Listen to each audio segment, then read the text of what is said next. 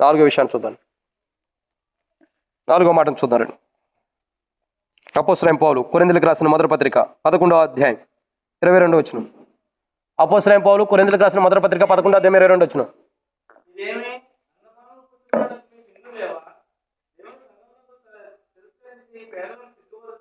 ఆగండి, బ్రేక్ పడింది. సో 4వ మాట ఏమని మాట్లాడుతున్నాడండి? అసలు అందరూ చదవండి ఒక మాట, అదే మాట అందరం కలిసి చదువు. ఒకసారి బైబిల్ తీసారా? పేజీ నెంబర్ చెప్పమంటారా? కొత్త నిబంధన 153. అందరం కలిసి చదువుతుంది ఈ మాట. అదే పక్కనోడి గురించి ఆలోచించినట్టు చదవద్దు, మనతో దేవుడు మాట్లాడుతున్నట్టుగా చదవండి. అర్థమవుతుందండి? చదవండి. 22వ వచనం. ఇది ఏమి, అన్నపాలను పుచ్చుకున్నటకు మీకు ఇండ్లు లేవా? దేవుని సంఘం తిరస్కరించి పేదలను సిగ్గుపరచుదురా? మీలో ఏమి చెప్పుదును, మీతో ఏమి చెప్పుదును, దేని గురించి మిమ్మను మెచ్చుదునా అని మెచ్చను. ఇప్పుడు చెప్పండి, 4వ కోణం ఏంటి? వీళ్ళు బలలో పాల్గొంటున్నారు. పాల్గొనేటప్పుడు ఏం జరుగుతుంది? పేదలను సిగ్గుపరిచేటట్టు బలలో పాల్గొంటున్నారు. ఎలాగండి? పేదలను సిగ్గుపరిచేటట్టు బలలో పాల్గొంటున్నారు. నువ్వు బలలో పాల్గొన్నప్పుడు పేదవాడు సిగ్గుపడాలి. అంటే నువ్వేంటి ధనవంతుడివా, ధనవంతురాలువా? నీ ధనం దేవుని దృష్టిలో ఎలా ఉంది తెలుసా? దరిద్రంలాగా ఉంది. తన దారిద్ర్యం వల్ల మనం ధనవంతులుగా చేశాడు ఆయన. మన దారిద్ర్యం మన ధనం ఎలా ఉంది? వరద వచ్చి మొత్తం కొట్టిపోయింది. అప్పుడు తెలిసింది. వరద వచ్చింది అనుకోండి, హిమాచల్ ప్రదేశ్లో అక్కడక్కడ వస్తుంది కదా, అలాంటి వరద ఒకసారి నర్సాపూర్కి వచ్చింది అనుకోండి, అప్పుడు బయటపడిద్ది మన ధనం ఎలా ఉంటుంది. అన్ని కూలిపోతూ ఉంటే, అన్ని కొట్టుకుపోతూ ఉంటే, అన్ని నీళ్ళల్లో తేలుతూ కొట్టుకుపోతూ ఉంటే, బంగారం కానీ డబ్బులు కానీ, అప్పుడు తెలిసింది మన ధనం ఎలాంటిదో. అది కొట్టుకుపోయేదే తప్ప శాశ్వతమైనది కాదు. కానీ ఇక్కడ ప్రజలు బలలో పాల్గొన్న సాధ్యకారం ఎందుకు అవ్వలేదు, సాధ్యం ఎందుకు కాలేదు? నువ్వు బలలో పాల్గొన్న యోగ్యమైన రీతిలో బలలో పాల్గొన్నావు అన్నమాట ఎందుకు సాధ్యం కాలేదంటే, వేదనలు సిగ్గుపరిచేటట్టు బలలో పాల్గొంటున్నారు. అది సాధ్యమేనా? అప్పుడప్పుడు భోజనం పెట్టి బ్రదర్స్ కూడా ఉంటారు. అంటే ఏళ్ళ కాదులేండి, తప్పుగా అర్థం చేసుకోవద్దు, మిమ్మల్ని అంటలేదు, క్షమించండి మిమ్మల్ని. అంటే కొంతమంది ఉంటూ వస్తారు. వాళ్ళు ఎలా ఉంటారు? ఫోన్ నా దగ్గరకు వచ్చింది. ఇక్కడ కొంతమంది బలలో పాల్గొనే వాళ్ళు ఉంటారు. ఎలా పాల్గొంటారు చెప్పండి? సరే, బలలో కాదు, భోజనం పెట్టేటప్పుడు కొంతమంది భోజనం పెడతారు. మీరు ఎప్పుడైనా గమనించండి. మనం అందరం మందిరంలో కూర్చుని తింటాం. ఎవరైనా పేదాడు, ఎవడన్నా భిక్షగాడు వచ్చాడనుకో, బయట కూర్చో, ఆడే కూర్చుని తిను అంటామా లేదా? ఏమంటావు? ఆడ కూర్చుని తిను, ఈడ కాదు, లోపల రావద్దు, బయట కూర్చోంటాం. కానీ బైబిల్ ఏమంటుంది? వేదనని సిగ్గుపరిచే రీతిలో మనం భోజనం చేయకూడదు. చూడండి, దరిద్రుల్ని, పెంట కప్పు మీద ఉన్నవారిని ఏం చేశాడు దేవుడు? తీసుకొచ్చి ఆయనతో పాటు ఆయన సింహాసనం మీద కూర్చోబెట్టినప్పుడు ఆ పేదవాడు దేవుని దృష్టిలో పేదవాడుగా ఉండాడా, దరిద్రుడిగా ఉండాడా, ధనవంతుడిగా ఉండాడా? దేవుని దృష్టిలో ఎలా ఉన్నాడు? మరి దేవుని దృష్టిలో ధనవంతుడిని దేవుని మందిరం బయట కూర్చోబెట్టి ఎలా భోజనం పెడతా? ఆలోచించండి. నువ్వు ధనవంతురాలు కాదు, మనకు దరిద్రం బట్టి ఉండా ధనాన్ని బాగొట్టుకున్నావు. కానీ దేవుని దృష్టిలో ధనవంతులు ఎవరు? పేదవాడే.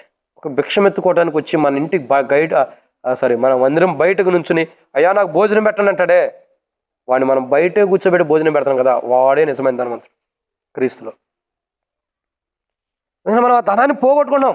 ఎప్పుడైతే నువ్వు బయట కూర్చో అని అంటామో, అంటే మిమ్మల్ని కాదు సుమి, క్షమించండి, అందరూ మంచివాళ్ళు మీరు, కానీ ఎక్కడ ఉండాలి మంచిగా అంటే ఏంటి? బయట కూర్చో అని మనం ఎప్పుడైతే అంటామో అప్పుడే అతను ధనవంతుడని గుర్తిరగాలి. మనం పేద స్థితిలోకి వెళ్ళాము, ఆత్మీయ స్థితిలో కూడా. సో ఇక్కడ గమనించాల్సిన ఎన్నో మాట ఇది?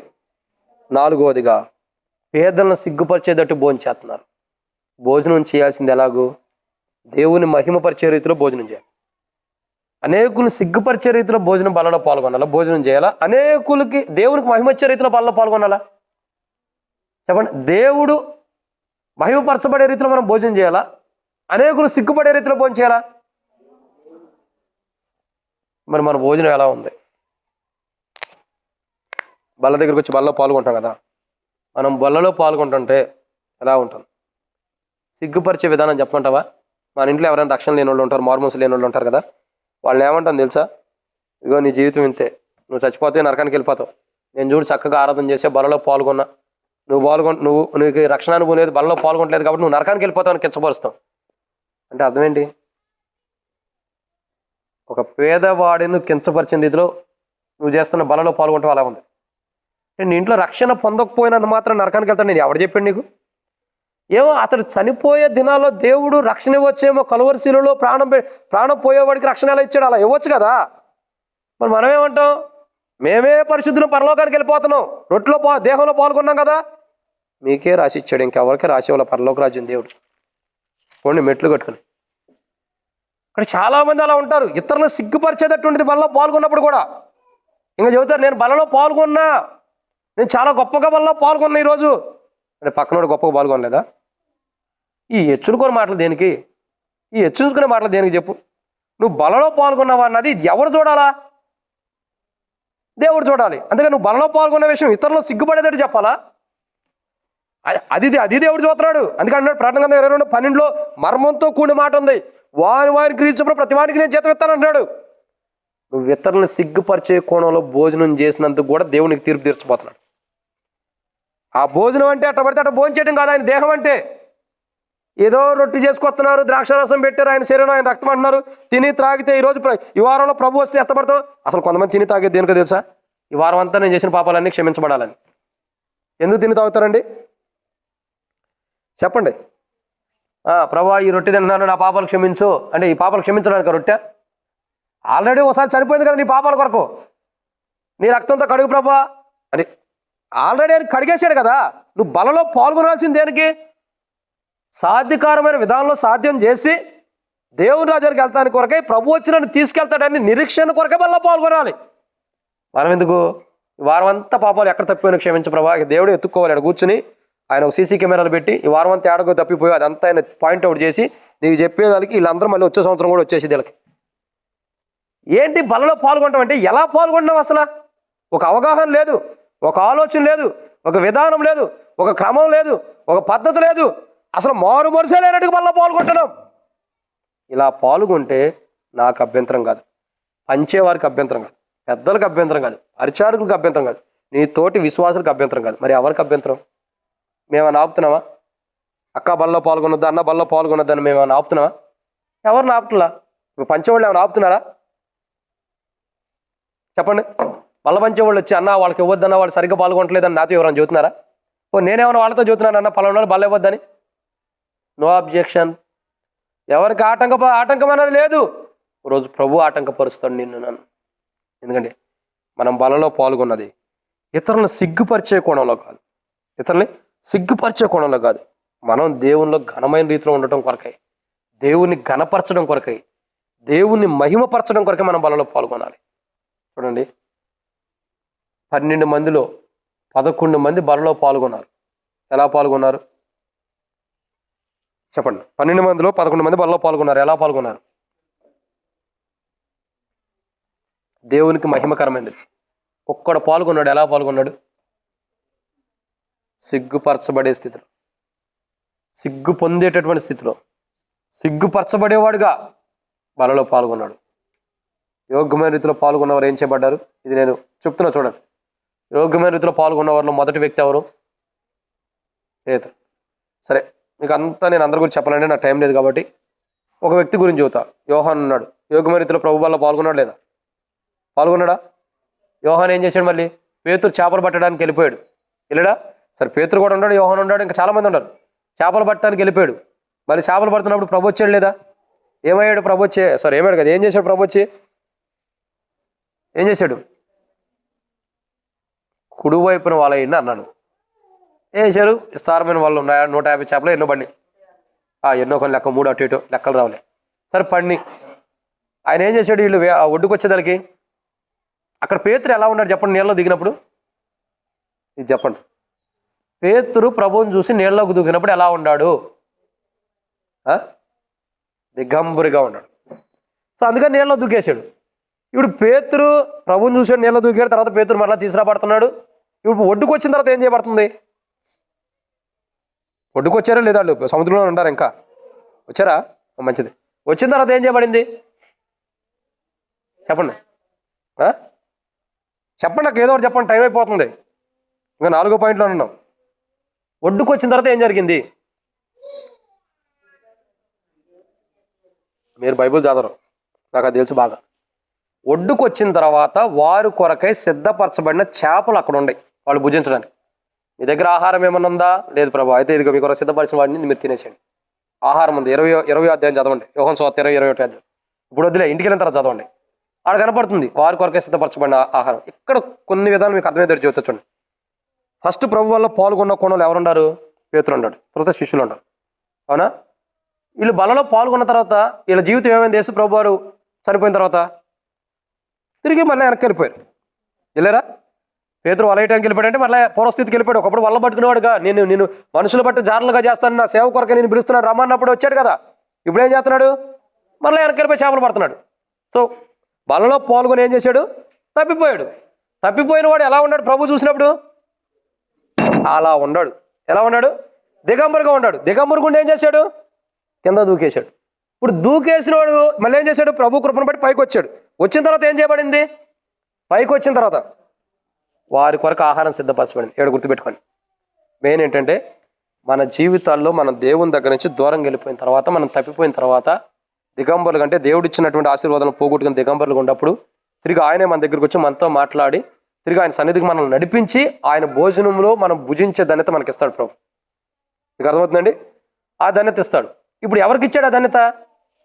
మంచి విధానంలో పాల్గొని తప్పిపోయిన వరకు ఆ ధన్యత ఇచ్చాడు. ఇంకోడు ఉన్నాడు కదా, 11 మంది తీసేయండి. ఇంకోడు ఉన్నాడు, ఎవరైనా? ఇస్కరియోతు యోధ. ఈ అన్నగారు కూడా మళ్ళీ పాల్గొన్నాడు లేదా? మొక్క పుట్టుకోగానే వచ్చేసేసాడు రావాల్సినాడు. ఎవడో?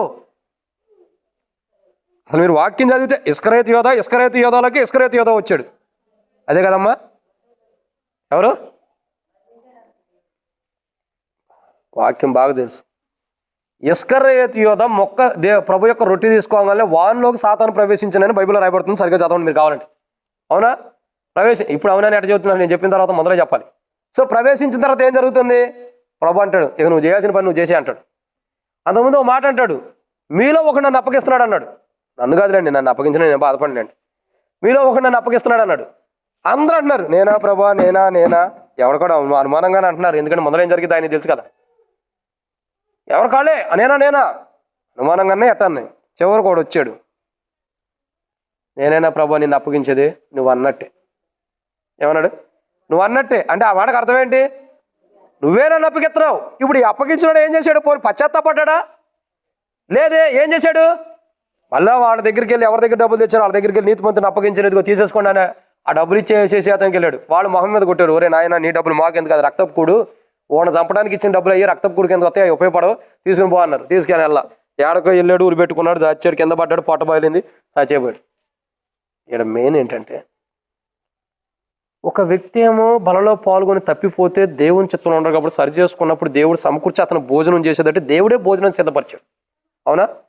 ఇంకొకడేమో బలలో పాల్గొంటూ కూడా తప్పిపోయి సరి చేసుకోకపోయినప్పుడు అతని కొరకు భోజనం సిద్ధపరచబడిందా? ఇప్పుడు దీన్ని బట్టి అర్థం ఏంటి చెప్పండి? మనం ఏదైతే పేదలను సిగ్గుపరిచే రీతిలో బలలో పాల్గొంటున్నామో సరి చేసుకుంటే ఆ స్థితిని సరి చేసుకుంటేనేమో మన కొరకై ప్రభు వారు సిద్ధపరిచిన భోజనంలో మనం భుజించగలం, భుజిస్తాం కూడా. అలా సరిదిద్దుకోకుండా బలలో పాల్గొంటే ఓ రోజు ఇస్కరియోతు యోధ గతే మనకు పట్టింది. దీన్ని ఫేస్ టు ఫేస్ చెప్పేస్తాను, ఆ గతే మనకు కూడా వచ్చింది. అలా రాకూడదంటే సరి చేసుకోవాలి. ఎక్కడైతే వేదనలు సిగ్గుపరిచే రీతిలో మనం భోంచేస్తున్నామో సరిదిద్దుకోవాలి. దీన్నమాట 5వ విషయాన్ని చూద్దారండి. అపోస్తలుడైన పౌలు కొరింథీయులకు రాసిన మొదటి పత్రిక 11వ అధ్యాయం 21వ వచనం. అపోస్తలుడైన పౌలు కొరింథీయులకు రాసిన మొదటి పత్రిక 11వ అధ్యాయం 21వ వచనం.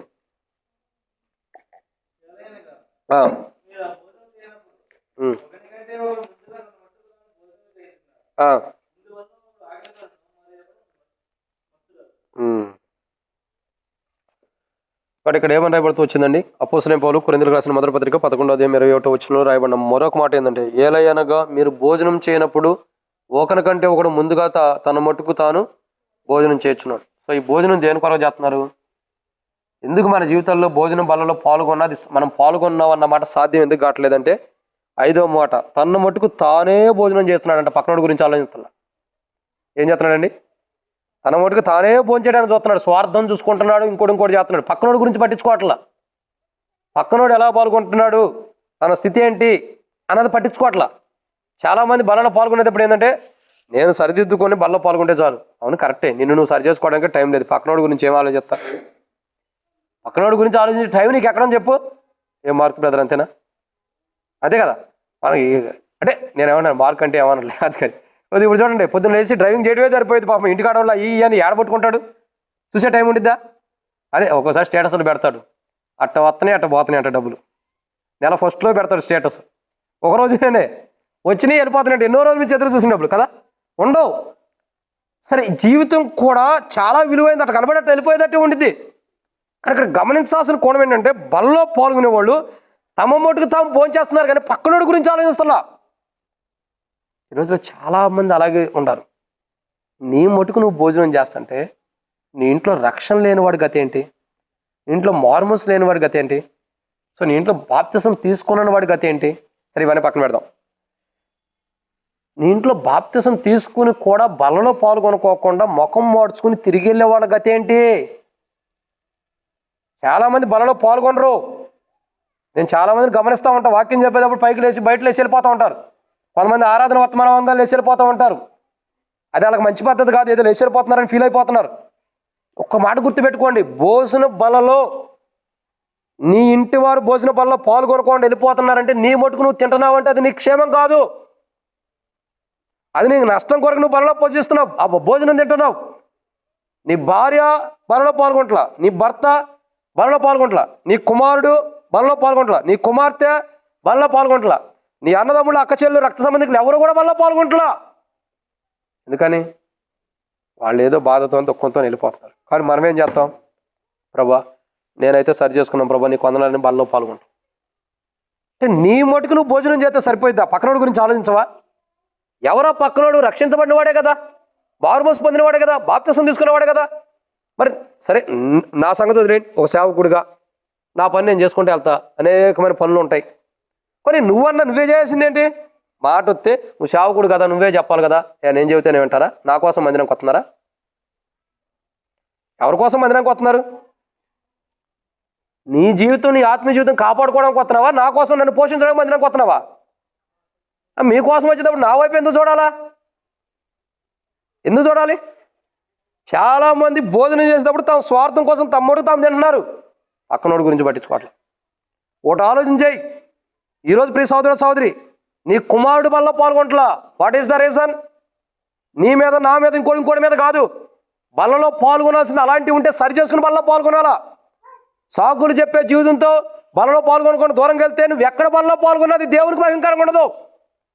అర్థమవుతుందండి? బలలో పాల్గొనేటప్పుడు మనము ఇతరుల గురించి ఆలోచించి బలలో పాల్గొనాలా. ఈ ఆదివారం బలలో పాల్గొంటున్నా, ఈరోజు ప్రభుదినం బలలో పాల్గొనడానికి వస్తున్నా. అయితే నీ ఇంట్లో ఎవరు బలలో పాల్గొనట్లేదు అన్నది ఆలోచించేవా? చెయ్యాలా లేదా? నువ్వు నా ఇంట్లో ఉన్నారు, నువ్వు నా భార్య రక్షణ మార్మోసు పొంది బాప్తిసం తీసుకుంది, ఇంకా మా పిల్లలకి, మా తమ్ముడికి, తండ్రికి రక్షణ లేదు. ఇప్పుడు నా ఆలోచన ఏముండిద్ది? ఒక వారం సిస్టర్ బలలో పాల్గొనలేదు అనుకో, నేనేమంటాను? తెలిసింది కదా, అడుగుతాను లేదా, ఎందుకు బలలో పాల్గొనలేదు ఏంటంట. పలానా వాళ్ళు అంటే పలానా అంటే పలానా అంటే నాకు ఇష్టం లేదు, వాళ్ళు నన్ను తిడుతున్నారు కొడుతున్నారని బలలో పాల్గొనలేదు. నేను చెబుతూ వస్తా, అసలు వాళ్ళ వైపు ఎందుకు చూడాలా? వాళ్ళు నీ కొరకు ప్రాణం పెట్టారా? వాళ్ళ శరీరాన్ని తింటున్నావా? వాళ్ళ రక్తాన్ని తాగుతున్నావా? కాదే, ప్రభుది కదా. వాళ్ళ గురించి ఎందుకు ఆలోచించి నీ టైం వేస్ట్ చేసుకోవాలా? ఆత్మీయ జీవితం వెనక్కి ఎందుకు వేసుకోవాలి? వెనుకొన్నా పక్కన పడే అనేవాళ్ళు 10 మంది 10 రకాలు అంటారు, వాళ్ళ గురించి వెనకబడే ముందున్న జీవితం కొరకే వేగిరిపడి ముందరికి వెళ్ళమని చెబుతా. ఎందుకు చెబుతాను? రేపు వారం నువ్వు సరిదిద్దుకుని బలలో పాల్గొనాలి. ఒక ఎగ్జాంపుల్ చెబుతున్నా. నా ఇంట్లో నేను చెప్పుకుంటున్నప్పుడు మీ ఇంట్లో మీరు ఎందుకు చెప్పుకోరు? చాలామంది బలలో పాల్గొంటారు, చాలామంది బలలో పాల్గొంటారు. ఎందుకు పాల్గొంటారు? ఈరోజన్నా రీజన్ ఆలోచించేవా? కూర్చోబెట్టేవా? నీ కుమారుడైనా, కూతురైనా, అల్లుడైనా, కొడుకైనా సరే, లేదంటే కోడలైనా సరే, మనవరాలైనా కూర్చోబెట్టేవా? ఓ రోజు సిట్టింగ్ అయ్యి, చాలామంది లోకంలో సిట్టింగ్ వేస్తారు. దేనికి?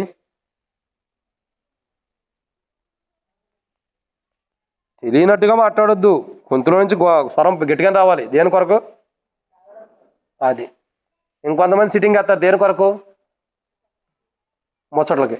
మంచిదని అక్కడే ఉండట్టుండవు. ఇంకా సిట్టింగ్ వేస్తారు దేని కొరకు? పేకటకు. ఇంకా సిట్టింగ్ వేస్తారు దేని కొరకు? కొత్త మర్మాలని సిస్టర్స్ దగ్గర నుంచే బయటకు వస్తున్నాయి. ఇంకా సిట్టింగ్ వేస్తారు దేని కొరకు అన్నా? అది ఇది నీ మాటకు వస్తే నేను ఎదురు చూస్తున్నా. ఏదో బిర్యానీ అని ఇంకోటి తినడానికి సిట్టింగ్ వేస్తారు. ఇంకా దేనికి సిట్టింగ్ వేస్తారు? తిరగడానికి సిట్టింగ్ ఏరాక అది తిరగటం అంటారు. సిట్టింగ్ అంటే ఒకసారి కూర్చోవటం. ఇంకా దేనికి సిట్టింగ్ వేస్తారు? ఇక అన్నీ మనం తెలిసినా కానీ అన్నీ చెబితే కష్టం. సో సిట్టింగ్ ఎందుకు వేస్తున్నారంటే తినడానికి, పేకాటాడడానికి, మందు తాగటానికి, ముచ్చట్లు చెప్పుకోవడానికి, ఇంకా బిర్యానీ తినడానికి. ఇదే కదా సిట్టింగ్. ఏ రోజైనా నీ భర్తనైనా, నీ భార్యనైనా, నీ పిల్లలైనా, నీ అన్నదమ్ములైనా నీ ఇంట్లో కూర్చోబెట్టి శనివారం రోజు అయ్యా నువ్వు బలలో ఎందుకు పాల్గొనట్లేదు, కారణం ఏంటి? సరే పలానా వ్యక్తి ద్వారా నాకు అసమాధానంగా ఉంది. సరే అతని తీర్పు దేవుడు చూసుకుంటాడు. సరిదిద్దుకోపోతే అతని లెక్క అతను చెప్పుకుంటాడు. నువ్వు మటుకు బలలో పాల్గొని, ఇది ఈ వాక్య పలుకు నువ్వు బలలో పాల్గొని మన జీవితంలో ఒక్క రోజైనా అలా చెప్పిన అనుభవం ఉందా? Raise your hand. చెప్పిన వాళ్ళు లేదు. ఎవరెట్టబోతే నీకు ఎందుకు? ముందర నువ్వు సరి చేసుకుని బలలో పాల్గొని దేవుని దగ్గర సరిదిద్దు కానీ చెప్పిన అనుభవం ఉందా అంటే దీన్ని బట్టి నువ్వు బలలో పాల్గొంటావు ఎలా ఉంది? ఈ స్వార్థాన్ని నువ్వు చూసుకుంటున్నావు, నీ కడుపు నువ్వు చూసుకుని బలలో పాల్గొంటున్నావు. ఈరోజు మందిరానికి వచ్చా ఆరాధించా, ఎప్పుడోకప్పుడు చివరిలోనో మొదట్లోనో ఎప్పుడోకప్పుడు మందిరానికి వచ్చి ఆరాధన చేసా, బాల టైంలోనే ఎప్పుడోకప్పుడు వచ్చాను, బాల దగ్గరికి వచ్చి బలలో పాల్గొన్నా. నీ స్వార్థం, నీ స్వయాన్ని చూసుకుంటున్నావు, నిన్ను నువ్వు కాపాడుకోవడానికి ప్రయత్నిస్తున్నావు. ఇది దేవుడు మెచ్చుకునే రీతి కాదు. ఓ రోజు నష్టపోతావు. కూర్చోబెట్టి ఈ రోజైనా నీ భర్త ఆదివారం బలలో పాల్గొనకపోతే సిట్టింగ్ అయ్యి మందు ఎనబెట్టుకుని కాదు నేను సిట్టింగ్ అంటుంది, ప్రార్థన ద్వారా సిట్టింగ్ అయ్యి కూర్చోబెట్టు. అమ్మ నువ్వు ఎందుకు బలలో పాల్గొంటలా? What is the reason? కారణం ఏంటి చెప్పు. ప్రార్థన చేద్దాం, కుటుంబంగా కూర్చొని ప్రార్థన చేద్దాం, అందరం కలిపి ప్రార్థన చేద్దాం. చెప్పు నువ్వెందుకు బలలో పాల్గొంటలా అడుగు, సమాధానం వచ్చింది. ఏమని? జ్యోత కంటే నాకు కోపంగా ఉంది, లేదు నాకు ఊరినన్న కోపంగా ఉంది, లేదా కాజానంటే కోపంగా ఉంది. సరే వాళ్ళ మీద నీకు కోపంగా ఉంది, ఒకసారి క్షమాపణ అడుగు. నువ్వే అడిగావు వాళ్ళు క్షమించలా, వదిలే, లైట్ తీసుకొని నీ ధర్మం నువ్వు చేసావు లేదా? ఇది అడిగితే పని అయిపోయింది అన్నట్టు కాదు, హృదయం మారి అడిగేసావు, ఇప్పుడు పని అయిపోయింది. ఇప్పుడు నువ్వేం చేయాలా? నీ పనిలో నువ్వు పాల్గొను. వాళ్ళు ఏదో క్షమించలేదు, వాళ్ళు ఏదో బాధపడుతున్నారు, ఎంతకాలం నాలాగా అనారోగ్య పాలవుతావు చెప్పు? డేవిడ్ రికవర్ ఆల్, మహిమతో సమస్తం సమకూర్చుకున్నాడు. ఇప్పుడు ఆ రోజు పోయినాయి. వాళ్ళు ఇదంటే వీళ్ళదంటే వాళ్ళు అట్టన్నారు వీళ్ళు అట్టన్నారని బలలో పాల్గొనుకోకుండా బాధపడే రోజులు అయిపోయినాయి. ఆ రోజులు నన్ను నేను సరిదిద్దుకోవాలా, ప్రభు రాజ్యం కొరకు సిద్ధపడాలి. ఒక్కసారి ఆలోచన చెప్పి సోదరుడా, కుటుంబంలో కూర్చోబెట్టు. ఎవరు బలలో పాల్గొంటున్నా? నీ స్వార్థం కోసం నువ్వు బలలో పాల్గొనవాక. నీ ఇంటివారు, నీ బంధువులు, నీ స్నేహితులు, నీ రక్త సంబంధికులు ఎవరు బలలో పాల్గొనట్లేదు ఒక్కసారి కూర్చోబెట్టి మనసిప్పి మాట్లాడు, వాక్య వెలుగులో మాట్లాడు. నీ దృష్టి అంతా ఏదో ఒక రీతిలో అతడు వాక్యం ద్వారా పట్టుబడి బలలో పాల్గొనాలన్న రీతిలో ప్రార్థన చేసి తనతో మాట్లాడు. అప్పుడు దేవుడు తన హృదయాన్ని పట్టుకుంటాడు. తను ఏ ఉద్దేశం ఉండా బలలో పాల్గొనేటట్టు దేవుడు చేస్తాడు. కానీ మనకి చాలామంది పౌలు అంటాడు, ఎందుకు ఎలా భోంచేస్తున్నారు చాలామంది తమ మొటికి తామే చేసేసి వెళ్ళిపోతున్నారు. నీ మొటుకు నువ్వు చేసుకుని వెళ్ళటానికి నీ ఇల్లు కాదు ఇది, భోంచేసి వెళ్ళటానికి దేవుని మందిరం. నీ సహోదరుని విషయమే నీ దగ్గర లెక్క పుచ్చుకుంటాడు దేవుడు, ఖచ్చితంగా పుచ్చుకుంటాడు. బైబిల్ సెలవిస్తుందా లేదా? నీ సహోదరి విషయమే నువ్వు లెక్క చెప్పాల్సిన దినాలు రాబోతున్నాయి. నీ ఇంటి వారి గురించి నువ్వు లెక్క చెప్పాలా, సరిదిద్దనందుకు, సరైన విధంలో సరిచేయలేనందుకు నీ ఇంటి వారిని బట్టి నువ్వు లెక్క చెప్పాల్సిన దినాలు రాబోతున్నాయి. కమింగ్ ఫ్యూ డేస్, కొన్ని రోజుల్లో నువ్వు లెక్క చెప్పాల్సిన దినాలు రాబోతున్నాయి. ఆ రోజు సిగ్గుపడే కంటే ఈ రోజు సరి చేసుకోలేనందుకు, నీ కుటుంబం పట్టించుకోకుండా నువ్వు స్వార్థంతో నీ మటుకు నువ్వు బలలో ప్రభు యొక్క భోజనాన్ని భుజించినందుకు క్షమాపణ అడిగి ఇప్పటి నుంచి నీ కుటుంబాన్ని దేవ ఈ రాత్రి కూర్చోబెట్టి మాట్లాడుకుని సరి చేసుకుంటాం ప్రభు అని తీర్మానం చేసుకుని బలలో పాల్గొని, లేదా సరి చేసుకున్న తర్వాత అయినా వచ్చి బలలో పాల్గొని ఈరోజు పాల్గొనకపోయినా సరే ఇంకా అదేంకా మంచిది. ఎందుకంటే ఒక విధానం అవసరం ఒక క్రైస్తవుడికి, ఒక మార్గం అవసరం. మార్గంలో నువ్వు ఉండాలి. నీ స్వార్థం కోసం నువ్వు బలలో పాల్గొంటే నీ మటుకు నువ్వు బలలో భోజనం చేస్తే కాదు, ప్రభువు భోజనం ఇది, నీ ఇంటి భోజనం కాదు. ప్రభు భోజనంలో నీ ఇంటి వారందరూ ఎవరు రక్షించబడ్డారు వాళ్ళందరూ బాప్తిసం తీసుకున్న వాళ్ళందరూ భుజించాలా. ఆ బాధ్యత నీకు ఉంది. నీ మటుకు నువ్వు భోజనం చేసావంటే, నువ్వు భోజనం చేసేవన్నమాట సాధ్యం అవ్వలేంటే ఇదన్నమాట. అయిపోయింది కాబట్టి 6-7 మాటలు చదువుకున్నారండి. అపోస్తలుడైన పౌలు కొరింథీయులకు రాసిన మొదటి పత్రిక 11:21 వచ్చిన. అపోస్తలుడైన పౌలు కొరింథీయులకు రాసిన మొదటి పత్రిక 11:21 వచ్చిన.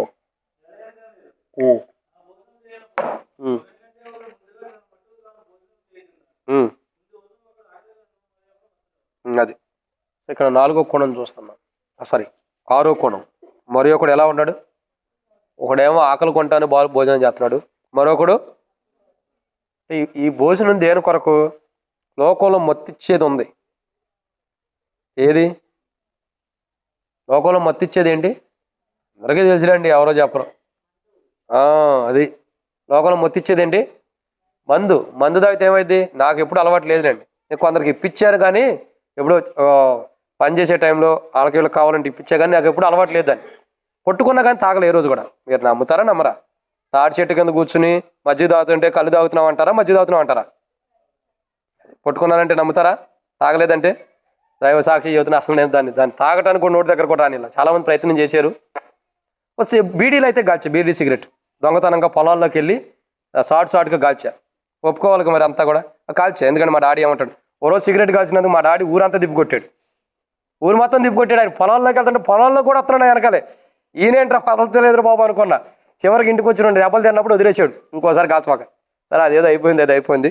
దేవుని కొందనాలు ఇప్పుడు లేదండి, ఇప్పుడు నేను సిగరెట్లు కాల్చలే. కాబట్టి ఇక్కడ ఏం జరుగుతుంది చెప్పండి? ఒకడు మరి ఒకడు మొత్తుడిగా అయిపోతున్నాడు భోంచేసి. లోకంలో ఉన్న మద్యం తాగినప్పుడు ఎలా ఉంటున్నాడు మనుషుడు? మత్తుడైపోతాడు. ఎందుకు? ఆ మైకం అలాంటి. ఏం చేస్తున్నా ఆ మత్తులు ఏం చేస్తున్నాడో కూడా తెలియదు. చాలామంది అంటారు, మన ఇంటికాడ తాగుబోతులు ఎవరన్నా ఉండారనుకోండి మన ఇంట్లో, వాళ్ళు ఇంటికాడ గొడవ చేస్తున్నారు అనుకో, మనం ఏమంటాం? అయ్యా తెలియక చేస్తున్నాడు, అయ్యా తెలియక చేస్తున్నాడు కదా. ఇదే మాట పాయింట్అవుట్ చేసి పెట్టుకో. తెలియక చేసేవాడైతే పక్కింటికి వెళ్ళకుండా ఇంటికి ఎందుకు వస్తున్నాడు? తాగినోడు సొంత ఇల్లు మరుతాడా? తెలియక చేసేవాడైతే పక్కింటికి వెళ్ళొచ్చుగా, నీ ఇంటికి ఎందుకు వస్తున్నాడు? కరెక్ట్గా నీ ఇంటి మెట్లు ఎందుకు వచ్చి నీ తలుపు ఎందుకు కొడుతున్నాడు?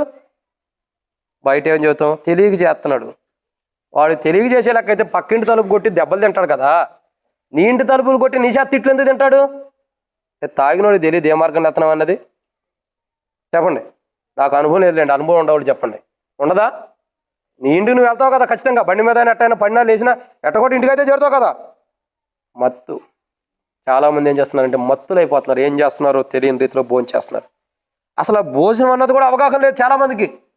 ఇది భోజనము భుజిస్తున్నారు, ఆ మత్తులో ఉండరు. ఏ మత్తులో? భోజనం చేస్తున్నాం అన్న మత్తులోనే, సమృద్ధి అయిన విధానంలో తినేసామన్న మత్తులోనే ఉండాలి కానీ అసలు ఏ భోజనం భుజిస్తున్నామన్న అవగాహన లేదు ప్రజల్ని. అందుకే పౌలు అంటాడు, కొరింథీయులకు రాసిన మొదటి పత్రిక 11:27-23 నుండి పౌలు అంటాడు, మీలో చాలామంది ఆ యొక్క శరీరం ఆ రక్తంను వివేచింపక తిని త్రాగువాడు తనకు శిక్షావిధి కొరకే చేస్తున్నాడు తప్పక ఇంకో దాని కొరకు కాదు. మీలో చాలామంది బలహీనులు రోగులై ఉన్నారు. ఎందుకు ఇదంతా కారణం ఏంటి? ఎందుకు ఈ కారణం అంతా కూడా అంటే మత్తులో ఉంటున్నారు. ఏ మత్తులో ఉన్నారు తెలుసు ఈ రోజుల్లో ప్రజలు? ఏ మత్తులో? నేను బలలో పాల్గొనుతున్నాను అన్న మత్తులో ఉండారు. నేను రక్షించబడి మారుమూసు బాప్తిసం తీసుకున్నానన్న మత్తులో ఉండారు. ఫస్ట్ దాని నుండి బయటకు వచ్చి నువ్వు దేవుని పెట్టకుండా లేదో పరీక్షించుకో. నువ్వు పరిశుద్ధుడు ఉండవు లేదో గమనించు. నీ నిర్దోషంగా ఉండవు లేదు, నువ్వు పవిత్రుడు ఉండాలి, అలా ఉండవు లేదు, అది పరీక్షించుకోకుండా నేను దేవుని బిడ్డనే బలలో పాల్గొంటున్నా, నేను పాల్గొనాలి ఈరోజు అన్న మత్తులో ఉంటున్నావు. ఆ మత్తులో కాదు నువ్వు ఉండాల్సింది. ఎలా ఉండాలా? నేను దేవుని బిడ్డను ఈరోజు బలలో పాల్గొంటాను, నాకు పరిశుద్ధత అవసరం, పవిత్రత అవసరం, నిర్దోషమైన జీవితం అవసరం, యథార్థమైన జీవితం కావాలి. అది ఉందా నాలుగు? అది పరీక్షించుకో. ఇదంతానేమో మత్తులో పెట్టేస్తున్నావు. ఇవన్నీ దాచిపెట్టేసి మత్తుడివై ఏం చేస్తున్నావు? తూలుతాను, తాగుతున్నట్టు, పడిపోయినట్టు బలలో చేయెత్తున కూడా ఎట్ట అంటూ ఉంటాను. నాకు అప్పుడప్పుడు అనిపించింది వీళ్ళు కూడా తాగారేమోనని. చేయెత్తినప్పుడు కూడా కొంతమంది ఊపుతూ ఉంటారు చూడండి, కావాలంటే బల్ల ఇచ్చేవాడు కూడా బల్ల మన దగ్గరికి వచ్చేదా కూడా ఎట్ట అంటానే ఉంటారు. మత్తులోనే ఉండవని అర్థం. లోకానుసారమైన మత్తులో కాదు ఉండాల్సింది, దేవునిలో నువ్వు ఎదుగు. చాలామంది బలలో పాల్గొంటున్నారు కానీ మత్తులు అయిపోతున్నారు. మన నాశనాన్ని ఏం చేస్తున్నాడో కూడా తెలియని స్థితిలో, ఎలా బలలో పాల్గొంటున్నాడు కూడా అవగాహన లేని స్థితిలో బలలో పాల్గొంటున్నారు. అందుకే నువ్వు బలలో పాల్గొన్నావు అన్నమాట సాధ్యం కాని మాట ఇదే. సాధ్యం కాని దానికి కారణం ఇదే. ఏంటి? ఏం చేస్తున్నావో తెలియకుండా, ఎలా బలలో పాల్గొంటున్నావో తెలియకోకుండా మత్తులో ఆ బల్ల తింటున్నావు కానీ మత్తుడివై పాల్గొంటున్నావు తప్ప, మత్తుడిగా అయిపోతున్నావు తప్ప బలలో పాల్గొని ఎలాంటి బలలో పాల్గొంటున్నావు, ఎలాంటి శరీరంలో పాల్గొంటున్నావు అని అవగాహన లేకుండా పాల్గొంటున్నారు ప్రజలు. సో ఇలాంటి వారు మత్తులో ఉంటున్నారు ప్రభు యొక్క భోజనం భుజిస్తూ. చివరికి ఏమవుతారు వాళ్ళు మత్తు దిగేది ఎప్పుడు? తాగినోడికి మత్తు ఎప్పుడు దిగేది చెప్పండి? ఉన్నారు ఎవరైనా తాగినోళ్ళు? ఇప్పుడు కూడా ఉంది అలవాటు? మంచిదైతే మనం చెప్పే కదా, బర్త్డే కూడికి దగ్గర క్యాండిల్ పెట్టాం. ఎవరి దగ్గరైనా లైటర్ అలవాటు ఉంటే ఎత్తురండి అంటే లైటర్ అలవాటు ఉండేవాళ్ళు తెచ్చిచ్చారు. అందుకని ఇప్పుడు ఎవరికైనా ఇప్పుడు అడగదండి, ముందు అలవాటు ఉందంటే బాటిల్ తెచ్చాడు పెట్టదు. కాబట్టి ఎవరికైనా అలవాటు ఉందా అంటే ఉంది. ఇప్పుడు ఉందా? పోయింది, దేవుని కొందరు. సో ఆ మత్తులో ఉండేవాళ్ళు ఏం చేస్తారు? చాలా విషయాలు వాళ్ళ జీవితాల్లో ఉంటాయి. అవునా కదా? మత్తుగా ఉండేవాళ్ళు మాట్లాడాల్సింది అన్నీ మాట్లాడేసి పొద్దున్నే లేచి అంటారు వీళ్ళకి అన్నీ గుర్తుంటాయి. నేను రాత్రి ఏమన్నా నిన్ను, నువ్వు నీతిమంతుడు అన్నావు, అంత మించేమన్నావు. నేను నిన్ను ఏమైనా తిట్టానా? లేదు, నువ్వు పరిశుద్ధుడు అని చెప్పావు అంతే. మేము చెప్పాల్సిన మాట అదే, నువ్వు అన్నాల్సిన అన్న తర్వాత. వద్దు, బ్రతుకు మారాలి. బలలో పాల్గొంటున్నామంటే ఒక్క శరీరంలోకి వస్తున్న మనం మార్పు చెందిన వారికి ఉండాలి. బలలో పాల్గొనే వాళ్ళందరూ ఇట్టాగా ఉండారా? ఎవరికి వాళ్ళు బల దగ్గర సరి చేసుకుంటున్నారా? మార్పు చెందుతున్నారు లేదా? మరి మనం ఎందుకు ఇలా ఉండాలి? సార్వత్రిక ఓల్ సంఘములో బలలో పాల్గొన్న ప్రతి వ్యక్తి సంసిద్ధుడై సరి చేసుకుని బలలో పాల్గొంటున్నప్పుడు మనం ఎందుకు ఇలా ఉండాలి? మనం కూడా మార్పు చెందాలి కదా. మార్పు చెందిన అనుభవం మనలో ఉండాలి కదా. సో 6వ మాట, ఎవడు కూడా మత్తుడైపోతున్నాడు అంటే మత్తుడుగా ఉంటున్నాడు భోజనం భుజించి. అలా మత్తుడుగా ఉండి ఏం చేస్తున్నావు తెలియని స్థితిలో బలలో పాల్గొంటాం కదా. ఈ బలేంటో అవగాహనతో బలలో పాల్గొన్నప్పుడు నువ్వు బలలో పాల్గొన్నావు అన్నమాట సాధ్యమైంది. ఎన్నమాట ఇది? 6. 7వ విషయం చూద్దాం. అపోస్తలుడైన పౌలు కొరింథీయులకు రాసిన మొదటి పత్రిక 11వ అధ్యాయం 22వ వచనం.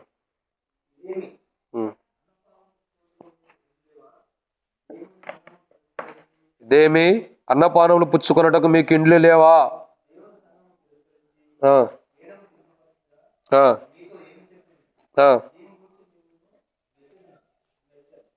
సరే, మెచ్చునా మెచ్చను. సో ఇక్కడ 7వ మాట ఏంటి చెప్పమంటారా? మనం బల్లలో పాల్గొన్న ఎందుకు సాధ్యం అవ్వట్లేదంటే 7వ విషయం ఏంటి? 7వ మాట ఏంది చెప్పండి ప్రియులారా? దేవుని సంఘమును తిరస్కరించడం అంటే అర్థం ఏంటి? ఒక్క ఫ్యూ వర్డ్స్ మీరు చెప్పేసి తొందర ముచ్చేత మీరు చెప్పిందంటో. తిరస్కరించడం అంటే ఏంటి? వదిలేయడం. 2, తృణీకరించడం. అసలు అదే ఏంటి అర్థం చెప్పండి. విడిచిపెట్టడం. ఇంకా ఇక అన్నీ నువ్వే చెప్పవు. ఆకాశం వెంక చూసి ఆయన అప్పుడే చెప్పండి. కాదు ఇంకెవరైనా చెప్పండి. తిరస్కరించడం అంటే అర్థం ఏంటి? వదిలేయడం. ఇంకా అదే చెప్పినట్టు ఉంటారు మొదట్లో. అత్తాకోళ్ళు ఒకటే ఆలోచన ఉంటారు, రిపీట్ చేస్తున్నారు. ఇంకేమైనా చెప్పండి. తిరస్కరించడం అంటే అర్థం ఏంటి?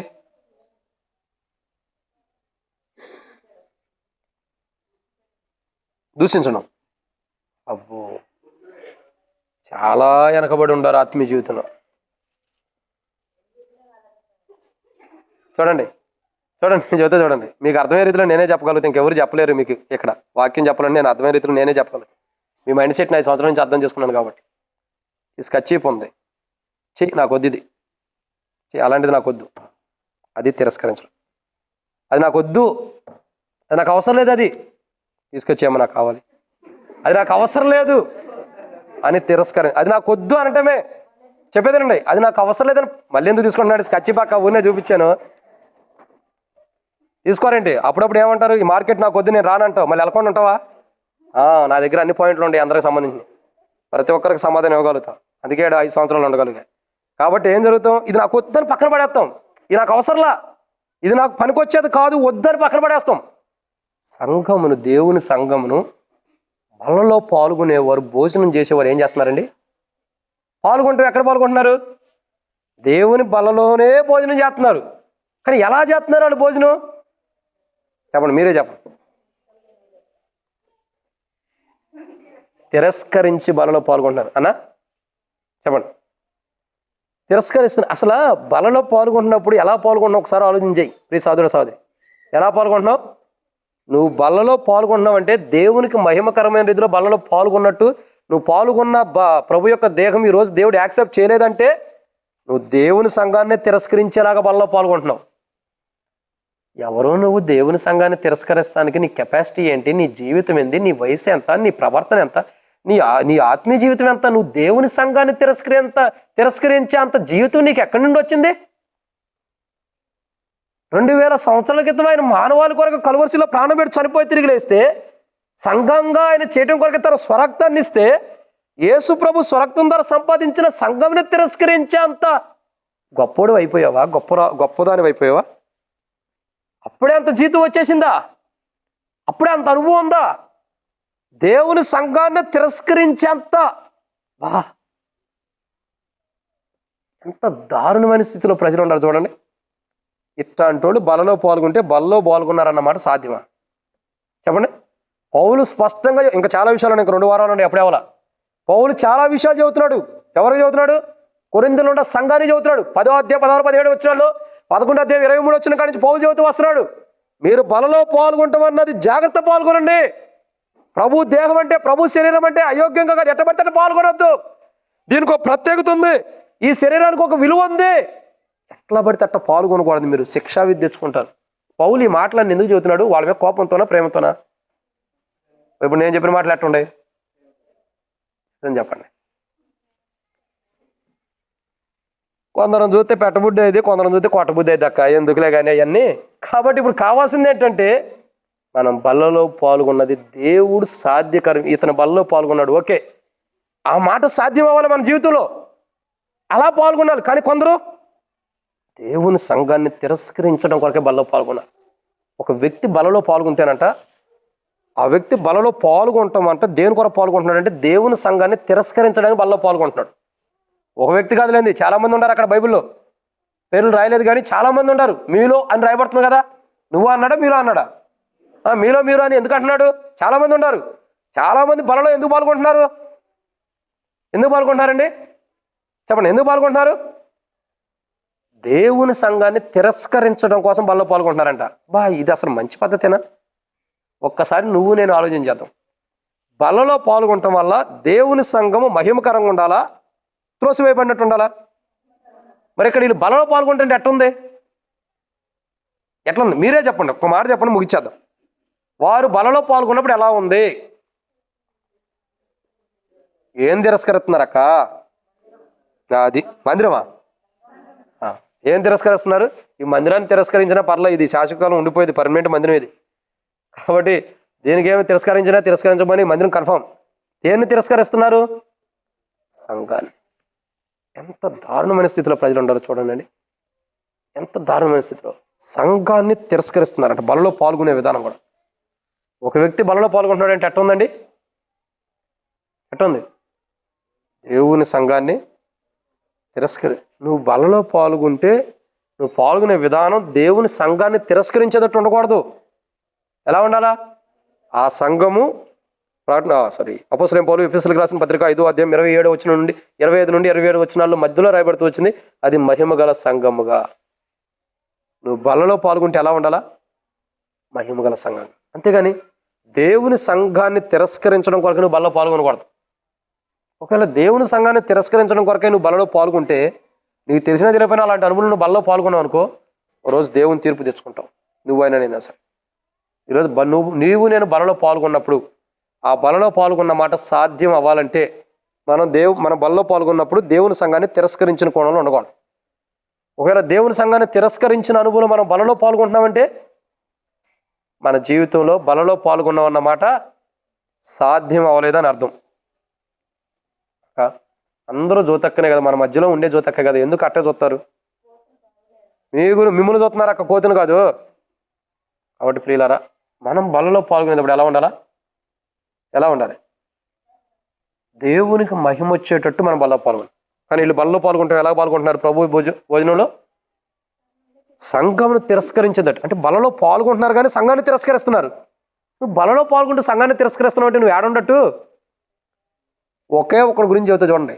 ఎవరో ఒకడు, సినిమాల గురించి నేను చెబుతున్నా. ఎవడో ఒకడు, ఒకే ఒక్కడు ఉన్నాడు. ఎవరు?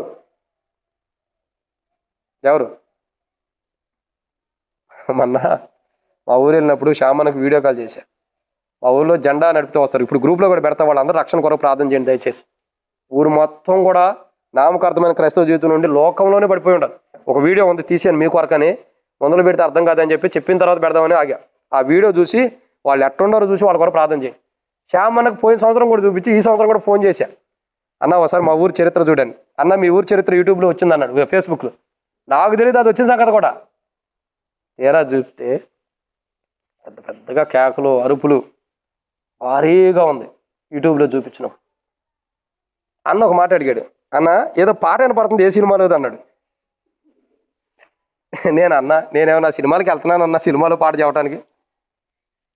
అన్న కూడా చూడు, అన్న ఆ పాట ఏ సినిమాలోది చెప్పు తిమోతి అన్న, నేను ఎన్నా పాట ఏ సినిమాలోది, మీకు మాత్రం ఏం తెలుసు, అంతే కదా. మనం వెళ్తేనే కదా దాని గురించి తెలియటానికి. నేను మాత్రం వెళ్తానన్న సినిమాలకి వాళ్ళు ఏదో తొక్కుకుంటుంటే ఇంకా నేను ఎక్కడి నుంచి వచ్చింది తెలుసా అండి? వాళ్ళు మా ఇంటికాడ కరెక్ట్గా ఆపారు. దరిద్రం ఏంటి తెలుసా? జనరేటర్ అక్కడే ఫెయిల్ అయిపోయింది. నాకు ఆల్రెడీ డౌట్ అవుతుంది, ఎందుకంటే మన మందిరం జనరేటర్ చూసిన కానీ అక్కడ జనరేటర్ చూసిన తర్వాత డౌట్ వచ్చింది. అప్పుడు దాకా డ్యాన్సులు తొక్కేసేసారు, పాటలు డ్యాన్సులు గట్టిగా తొక్కేస్తుంటే జనరేటర్ని చూసి నేను మా ఇంటి దగ్గర పెట్టుంది, అది పొగలొస్తుంది, దీని చరిత్ర అయిపోయింది అనుకున్నా. ఇది మా ఇల్లు దాటిన తర్వాత అయిపోయింది అనుకుంటే మా ఇంటి దగ్గర రంగాలు అయిపోయింది ఆ చరిత్ర. వాళ్ళు ఏం చేశారు, కొద్దిగా ముందరకెళ్ళింది అంతే, మళ్ళీ దాన్ని వైర్లని పీక్కొచ్చి మా ఇంటికాడ కరెంట్ స్తంభానికి వేసారు. ఇది ఎంతసేపు పెట్టారు, ఆ జనరేటర్ పాడవకపోతే 5 నిమిషాలు వెళ్ళిపోయేవాడు, గంటన్నర పెట్టారు. గుండెలు టకా కొట్టుకుంటున్నాయి డీజే బాక్సులకి. అయ్యా డీజే తగ్గించండి అయ్యా, చచ్చిపోయేటట్టు ఉన్నామంటే పాస్టర్ గారు గట్టిగా తొక్కాలంటారు. వాడు తాగొచ్చే నువ్వెందుకు ఆపమంటావు అంటాడు, ఎట్ట కూడా సావంటారని చెప్పని నేను ఆ వీడియో కాల్ మాట్లాడుకుంటే అన్నతో పాటు వెళ్ళి మందిరం ఉంది అది కూడా చూపిద్దామని చెప్పి ఆడకెళ్ళి కూర్చుంటే అక్కడ కూడా తక అక్కడ సౌండే అన్నకెళ్ళి పడుతుంది. ఏడదాకా వెళ్ళి ఉంటాను నాకు తెలిసి ఇక్కడ నుంచి దాదాపు ఈ సీన్ అన్న వీళ్ళు దాటి ఆ స్కూల్ దాకా వెళ్ళి ఉంటా. ఈ శబ్దం అంతా వినపడుతుంది. అన్నేమంటాడు, ఆ పాట ఏంటో తెలుసా, నాకు తెలిస్తేనే నీకు చెప్పటానికి అని. ఎందుకంటే అన్న అడిగాడు అని అన్నకే తెలుసాను నాకే తెలుసాను కాదు, ఓ ట్రైల్ వేసాడు, నాకు తెలియదు అన్న నాకేం తెలుసు అసలు ఆ పాట ఏంటో, నేను సినిమా చూస్తేనే కదా అన్న. సరే అన్నా మా ఇంటికాడ ఉండదు, అది ఒకటి వాస్తవం. తొక్కేవాడు వేరేవాడు, బట్టలు చించుకున్నవాడు వేరేవాడు, గులాం కొట్టుకున్నవాడు వేరేవాడు ఉన్నాడు, కొబ్బరికాయలు కొడుతున్నవాడు వేరేవాడు ఉన్నాడు, దండం పెట్టేవాడు వేరేవాడు ఉన్నాడు. ఇవన్నీ వచ్చింది ఎవరి కోసం? ఏం చేయాలా? ఒక్క పని కుక్క చేయాలా, గాడిద పని గాడి చేయాలి. ఇప్పుడు ఎవరి పని వచ్చింది? అన్నీ కలిపి నా మీదకి వచ్చినాయి, అంతే కదా. గాడిద కూ అనుకోకుండా మౌనం కూర్చోందంటే యజమానుడి కోసం, ఏదో పెట్టాల్సింది పెట్టలేదని చెప్పని. ఇప్పుడు కుక్క ఏం చేసింది, బాబుని నడిచింది. కుక్క గాడిద ఏదో ఒకట్లే కొట్టుకుంటూ వచ్చాడంట. ఇక జీవితంలో 60 బాబు అని మౌనంగా ఉందంట. అసలు చేసినోడు వేరు, దెబ్బలు నాకు వచ్చినాయి. సరే ఏదో ఒకటి దేవునికి వందనాలు, అయిపోయింది. నేను ఎందుకు చెబుతున్నా అంటే, కొంతమంది బలలో పాల్గొనే విధానంలో దేవుని సంఘాన్ని తిరస్కరించేటట్టు బలలో పాల్గొన్నాం. ఎందుకంటే అంత లోకానుసారంగా జీవించాల్సిందంతా జీవిస్తున్నాం, వ్యర్థమైన జీవితాన్ని అంతటం జీవిస్తున్నాం, పాప జీవితాన్ని అంతటం జీవిస్తున్నాం అని ఏం తెలియనట్టుగా మనం మాత్రమే పరిశుద్ధులు అన్నట్టుగా బల్ల దగ్గరికి వచ్చి బలలో పాల్గొన్నాం. చూసేది యూట్యూబ్ హిస్టరీ దిండి, ఇన్స్టాగ్రామేనా ఆ పేర్లు కూడా రావు, ఏదో history Dindi, Facebook history Dindi, ఏమొచ్చింది, అమ్మ పుట్టిల్లు మేనమావ తెలియదు అని చెప్పిద్ది. అప్పుడు ఎవరు చెబుతారు? గూగుల్ చెప్పిద్ది అమ్మ పుట్టిల్లు మేనమావ తెలియదు అంటే. మీ పుట్టిల్లు అంతా దానికి తెలుసు. మీరు ఏమేమి చూసారు, మీరు డిలీట్ కొట్టినా కానీ చరిత్ర మొత్తం అది మళ్ళీ అప్డేట్ ఇమ్మంటే ఇచ్చిద్ది. అర్థమవుతుందండి? మనం ఏమనుకుంటాం, యూట్యూబ్లో చూసేస్తాం, డిలీట్ కొట్టేస్తాం, ఎవరు చూడకూడదని చెప్పి. మరి మన ఫోన్ ఎవరైనా తీసుకుంటారేమని. నీ చరిత్ర అంతా నీకు ఒక అమ్మ ఉంది, గూగుల్ అమ్మ, బయట పెట్టింది నీ చరిత్ర మొత్తం. నువ్వు గూగుల్లోకి వెళ్ళి నేను ఎక్కడ సర్చ్ చేసినా చెప్పంటే ఆ తల్లి తెలిసింది, అమ్మ పుట్టిన మేనమావ తెలీదా? ఒక ఆయన అంటాడంట, మా అమ్మగారి ఇల్లు ఎంత బాగుంటుంది అంత బాగుంటుంది అంటున్నాడంట. పక్కన మేనమావ ఉండు, రే నా ఇంట్లో పుట్టి పెరిగిన ఆమె గురించి నాకు తెలియకుండా ఉండేది అంటారా? నువ్వు మీ అమ్మ గురించి ఎంత చదువుతున్నావు, నేను అదేంట్లో పుట్టి పెరిగినాడు కదా. అది అమ్మ పుట్టిల్లు మేనమావ తెలీదా? అందరూ తెలుసు. మన చరిత్ర గూగుల్ బాగా తెలుసు. ఒకసారి పోయిన డేటాను కూడా బయట తీసుకొచ్చింది, ఎక్కడెక్కడ ఏం చూసామన్నది. అప్పుడు బయట పెట్టాము, ఇప్పుడు బెటర్లేండి. ఒక రోజు ప్రభు వచ్చినప్పుడు అప్పుడు డేటా మొత్తం బయటకు వచ్చింది, డిలీట్ కొట్టినవి కూడా బయటకు వస్తాయి. అప్పుడు బట్టబయలయ్యేది. అప్పుడు మనం ఎలా రహస్యంగా బల్ల పాల్గొంటున్నామో, ఎలా దేవుని సంఘాన్ని తిరస్కరించకుండా బల్ల పాల్గొంటున్నామో రోజు బయటకు వచ్చింది. ఎందుకు అంత దాకా తిప్పలు తెచ్చుకోవడం దేనికి? ఇప్పుడే సరి చేసుకుంటే రేపటి దినం బాగుండొచ్చు కదా. మనం అంతా ఇప్పుడు సరి చేసుకుంటే రేపు బాగుంటాం కదా. ఇప్పుడు సరి చేసుకోకపోతే రేపు నష్టం ఎందుకు తెచ్చుకోవాలా? ముందర కష్టపడినోడు తర్వాత సుఖపడతాడు. ఏం సామాన్నా చెప్పు, కష్టపడ్డావు ఫస్ట్, తర్వాత ఏమవుతున్నావు, మళ్ళీ కష్టపడుతున్నాను అనువాకలేండి, సుఖపడతాం. కానీ అప్పుడప్పుడు చెబుతూ వస్తాడు, అన్న నేను ఫస్ట్లో 5 రూపాయలు 15 రూపాయలు కూలి చేశాను, ఇప్పుడు ఎవడో కూడా రాని కూడా రావట్లేదు, పని నేర్చుకుంటారంటే కూడా నేర్చుకోవట్లేదు అంట. ఫస్ట్ కష్టపడినాడు కదా రేపు పొద్దున్న సుఖపడేది, అవునా? ఫస్ట్ కష్టపడం, అటు చూడ అవసరంలో దానివాడు దానికి ఉన్నారక్క. అరే మనం చెప్పేది ఏంటంటే, ఫస్ట్ సరిదిద్దుకుంటే ఇప్పుడు ఇరుకు మార్గంలో గుండెళ్ళి సంఘం మహిమ కొరకై అవసరమైతే మన శరీర కోరికలు మన బలహీనతలు చంపుకుంటే ఒకరోజు నువ్వు మహిమగల సంఘంగా ఉంటావు. కానీ అలా కాదని బలలో పాల్గొంటే కొన్ని రోజుల్లో నీ ఆత్మీయ జీవితం చచ్చిపోయిందన్న వార్త నీకు వినపడింది. ఏమనపడింది? నీ ఆత్మీయ జీవితం నీకు చచ్చిపోయిందన్నమాట.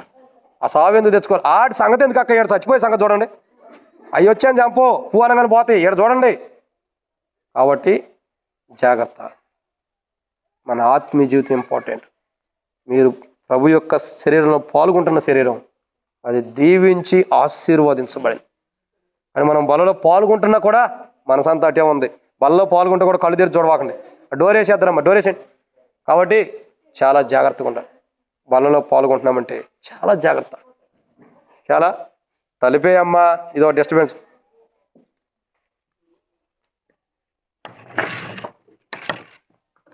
ఇక్కడ భయపడతారు. ఇంటికాడ మగపిల్లని తిట్టేటప్పుడు మటుకు భయమే ఉండదు అసలు. ఎట్ట కావాలంటే అట్ట తిడతాం. అతను పురుషుడే, అతను శిరసగొండాడని భయం ఉండదు. ఎట్ట కావాలంటే అట్ట తిడతాం. ఈడకొత్తే మటుకి కుక్క అంటే భయం, కోతి అంటే భయం, సుంచు అంటే కూడా భయం. ఎంత ధైర్యవంతులు చూడండి. ఎక్కడ ధైర్యం ఉండాలి అక్కడ ఉండరు, ఎక్కడ అనుకోకుండా ఆడున్నాం. సర్లే మిమ్మల్ని కాదులే, వేరే వాళ్ళదే. కాబట్టి చాలా జాగ్రత్తగా బలలో పాల్గొనాలి. మన జీవితాలు చాలా ఇంపార్టెంట్. ప్రభు శరీరం. అపోస్తలుడైన పౌలు కొరింథీయులకు రాసిన మొదటి పత్రిక 10వ అధ్యాయం 16-17 వచనాలు అంటాడు, మనం ఆశీర్వాదించి దీవించి పాత్రలో పాల్గొంటా క్రీస్తు శరీరంలోనే. ఒకటే శరీరంలో మనం పాల్గొంటున్నాం. ఒకటే శరీరంలో పాల్గొనేవారు పాల్గొంటున్న ఎందుకు పాల్గొన్నారన్న మాట సాధ్యం అవట్లా. ఫస్ట్ భిన్నాభిప్రాయాలు ఉండే, సెకండ్ కక్షలు ఉండే, థర్డ్ స్వార్థం ఉంది, ఫోర్త్ సిగ్గుపరిచే రీతిలో పాల్గొంటున్నారు, ఫిఫ్త్ తన ముడుగు తాను భోజనం చేస్తున్నాడు, సిక్స్త్ మత్తులుగా ఉంటున్నారు, 7 ఈ అనుభవాలు నువ్వు బలలో పాల్గొంటే, నేను బలలో పాల్గొన్నానన్నమాట సాధ్యం అయిద్దా? నూతనంగా రక్షణ మార్మూస్ బాప్తిసం పొందిన మీరు ఇలాంటి అనుభవాలు మీరు అనొచ్చు, అన్న ఇంతకుముందు బాప్తిసం తీసుకున్న వాళ్ళు ఎట్టాగా ఉండారు కంటే వాళ్ళు నరకానికి వెళ్తారు, నువ్వు కూడా వెళ్తావా? వద్దు. వాళ్ళు వెళ్ళొద్దు, మనం వెళ్ళొద్దు. ఏం చేయాలా? నూతనంగా బాప్తిసం తీసుకున్న వాళ్ళు ఏం చేయాలా? ఈ అనుభవాలు మీలో ఉంటే సరిదిద్దుకోవాలి. ఇవి రాకుండా వాక్యము ప్రార్థన ద్వారా మన జీవితాలు సరిదిద్దుకుంటూ బాప్తిసం తీసుకున్న వాళ్ళు ఎప్పటికప్పుడు ప్రార్థన చేసుకుంటూ వచ్చిన 2 మాటలైనా సరే నీ సమస్య ఏందన్నా ప్రార్థన చేసుకుంటూ ఆరాధన చేస్తూ బైబిల్ చదువుకుంటూ ముందరికి వెళ్ళాలి. అప్పుడు ఈ 7 అంతల అనుభవాలు నీలో ఉండవు. అప్పుడు నువ్వు బలలో పాల్గొన్నాడన్న మాట సాధ్యమై ఉంది. ఇక్కడ ఇంకా నూతనంగా బాప్తిసం తీసుకున్న వాళ్ళే కాదు, ఇంతకుముందు బాప్తిసం తీసుకున్న మనమైనా సరే ఒకవేళ ఇలాంటి అనుభవం ఉంటే, 7 అంతల అనుభవం మనలో ఉంటే ఇంకా మనం బలలో పాల్గొంటున్నాం అన్నమాట సాధ్యం కాలా. ఎన్ని సంవత్సరాల నుంచి మనం బలలో పాల్గొంటున్నామో ఆ మాట నెరవేర్చబడతలా. నువ్వు బలలో పాల్గొన్నావు అన్నమాట, ప్రభు శరీరం నువ్వు చేయివేసి భుజించేవు అన్నమాట సంపూర్ణంగా నెరవేర్చబడతల్లా. కారణం ఏంటి? ఇవన్నీ ఉన్నాయి. సో ఎప్పటి నుంచో నువ్వు ఇవన్నీ ఈ రోజు నువ్వు కూడా సరిదిద్దుకోవాలి. ఇప్పుడు ఉండేవాడు కూడా సరిదిద్దు. అందరూ సరిదిద్దుకుంటేనే దేవుని కృపను బట్టి మనం సరిదిద్దుకుంటే రాబో దినాల్లో సంఘక్షేమం ఉంటుంది. మనం సరిదిద్దుకోకుండా ఎలాగ బలలో పాల్గొంటే సంఘాన్ని తిరస్కరించిన కోణంలో బలలో పాల్గొంటాం కాబట్టి నష్టం తెచ్చుకుంటాం. అలా నష్టం తెచ్చుకోకుండా యోగ్యమైన రీతిలో మనం బలలో పాల్గొంటాం కొరకే ప్రభు సాయం చేయను గాక ప్రార్థన. ప్రేమ కలిగిన తండ్రి, పరిశుద్ధుడు అయిన దేవా, మీకు స్తోత్రాలు. ఎత్తబడినటువంటి మాటలకు నీరు కట్టి ఫలించేయండి. మీ సాక్షులుగా మమ్మల్ని నిలబెట్టండి. మేము ఏదైతే బలలో పాల్గొన్నామన్న మాట సాధ్యం అవటల్లా. అపోస్తలుడైన పౌలు కొరింథీయులకు రాసిన మొదటి పత్రిక 11-20 వచనంలో మేము బలలో పాల్గొన్నామన్న మాట సాధ్యం అవటల్లా. కారణము ప్రభావ మా జీవితాలు సరిగా లేవు, మాలో ఇంకా బలహీనతలు ఉన్నాయి. ఆ కక్షలు, ఆ భిన్నాభిప్రాయాలు, ఆ స్వార్థంతో కూడింది మత్తులై ఉండే జీవితం, ఇలాంటివి చూసుకుంటే పోతే ఇంకా చాలా మా జీవితాల్లో ఉండే ప్రభా. వీటన్నిటిని బట్టి మేము బలలో పాల్గొన్నామన్న మాట, యోగ్యమైన రీతిలో బలలో పాల్గొన్నామన్నమాట, యోగ్యమైన రీతిలో ప్రభు యొక్క భోజనమును భుజించామన్నమాట మా జీవితాల్లో సాధ్యం అవ్వాలి, ఇంకా ఆగిపోయి ఉంది ప్రభా. ఏదైతే అసాధ్యంగా ఉంటూ వస్తుందో, ఏదైతే సాధ్యం కాకుండా మా జీవితాలు అడ్డుగా ఉందో దాన్ని ఈరోజు మీ దగ్గరకు వస్తున్నాను. 7 అంతల అనుభవం కలిగిన జీవితం నాలో ఉంది, తీసివేయి.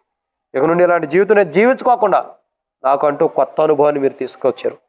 ఈ కొత్త అనుభవంలో సరి చేసుకుని ఈ 7 అంతల అనుభవం ఇక నా జీవితంలో ఎప్పుడూ రాకుండా, ఒకవేళ వస్తుంటే మొదటే వాక్యపు యొక్క ఎలుగులో దాటిని సరి చేసుకుంటూ వాటిని గద్దించి నా జీవితంలో ఆత్మీయ జీవితంలో రాకుండా సరిదిద్దుకోవడానికి సహాయం చేయ ప్రభా. దేవా, నా జీవితం బలలో పాల్గొన్నప్పుడు సాధ్యకారంగా ఉండాలి. సంఘాన్ని తిరస్కరించకుండా బలలో పాల్గొనకూడదు. సంఘము మహిమకరమైన రీతిలో ఉండేటట్టు నేను బలలో పాల్గొన్నాను. అట్టి అనుభవాన్ని సిద్ధపరచు ప్రభా. యేసు ప్రభు నామములో ప్రార్థిస్తున్నాను తండ్రి, ఆమేన్. దయచేసి ఎట్లాగా ప్రార్థన చేసుకుంటూ ఉంటే నీ కుడి హస్తం పైగా తలగన పైగా ఎత్తుంచమని నేను చెప్పను, కానీ మౌనంగా హృదయంలో ప్రార్థన చేస్తాను. ఇలాంటి పరిస్థితి నీ నా జీవితాల్లో ఉంటే సరిదిద్దుకో. అలా యోగ్యమైన రీతిలో పాల్గొనడం కొరకే ప్రభు నీకు సహాయం చేయను కాక.